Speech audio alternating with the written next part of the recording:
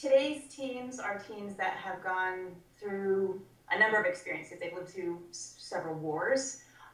They've lived through a big economic recession. They have watched their parents lose jobs, lose homes, and maybe even, I guess, lose hope.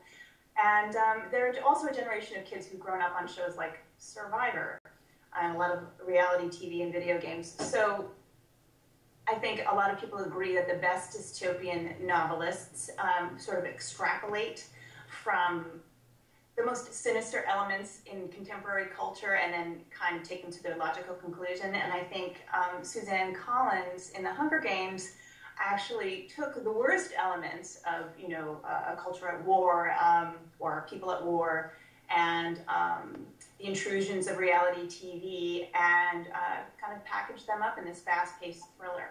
And that's why teens are responding to it. Because it's the most dramatic time, I think, of a person's life. It's the time that's the most surprising, where everything is a surprise, including like your own body.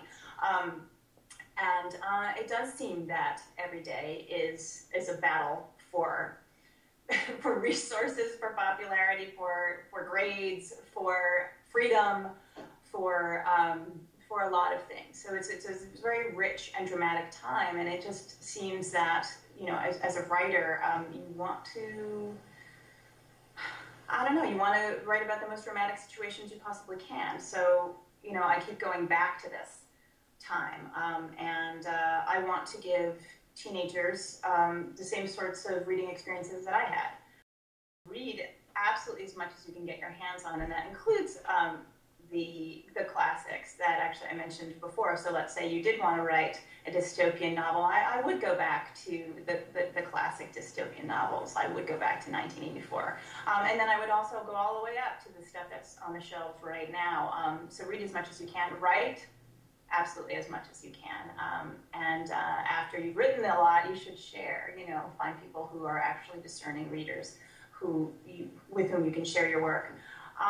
Also, I think it's a good idea to read your work out loud. That is the best way, I think, to find these skills.